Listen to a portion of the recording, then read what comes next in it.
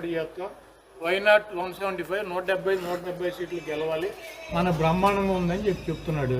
చంద్రబాబు నాయుడు దమ్ముగా చెప్పానండి ఎవడని ఈ రాష్ట్రంలో ఇంకొకరిని నా పరిపాలన చూసిన 14 సంవత్సరాల పరిపాలన చూసి ఓటేయమని చెప్పగలిగినటువంటి దమ్ము చంద్రబాబు కానీ చంద్రబాబు నాయుడు కుటుంబ సభ్యులకు ఉందా?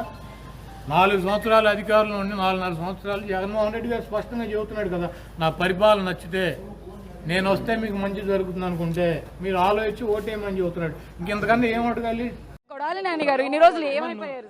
ఎక్కడ ఏమైపోవటమేంటమ్మా, మీ ఇల్లు ఎక్కడో చేస్తే రోజు వచ్చి కనపడే చెప్పండి. అంటే వల్లభనేని వంశీ నీకు కాదమ్మా, రాధాకృష్ణకి నీకు బిఆర్ నాయుడు గారికి మీ పేర్లు యువత వాళ్ళు వచ్చి కనపడి వెళ్తారు రోజు. అంటే అంతకుముందు చాలా యాక్టివ్ గా ఉండేవాళ్ళు, బాగా మాట్లాడేవాళ్ళు, కమెంట్స్ గవర్నమెంట్ ఉన్న యాక్టివ్ ఇప్పుడు ఏం చేయాలి? భయపడుతున్నారా ఇప్పుడు? దేనికి? గవర్నమెంట్ లో లేనందుకు మాట్లాడితే ఏమైనా అరెస్టులు చేస్తారేమో అని. కాదమ్మా, నీ ఉద్యోగం పీకేసిన కూడా యాక్టివ్గా ఉంటావు, మైక్ పట్టు తిరుగుతావా? ఇప్పుడు నీ ఉద్యోగం పీకేశారు అనుకో, మైక్ అట్టు తిరుగుతావా? మా ఉద్యోగం పీకేశారు కదా, ఇప్పుడు ఏం చేయము యాక్టివ్గా. వంశీ అరెస్ట్ ఎలా చూస్తారు? అరెస్ట్ లాగానే చూస్తున్నామ్మా.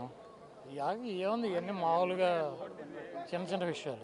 నెక్స్ట్ మిమ్మల్ని అరెస్ట్ చేయబోతున్నారు అని కూడా రెడ్ బుక్ లో నెక్స్ట్ మీ పేరే ఉందని కూడా వార్తలు వినిపిస్తాయి. నేను చూడలేదమ్మా రెడ్ బుక్, మీరు చూసారా?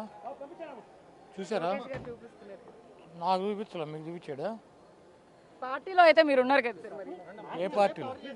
పార్టీలో ప్రస్తుతం మీరు యాక్టివిస్ట్ గానే ఉన్నారు కదా, ఎందుకు లేనని చెప్పి నువ్వే చెప్పావమ్మా.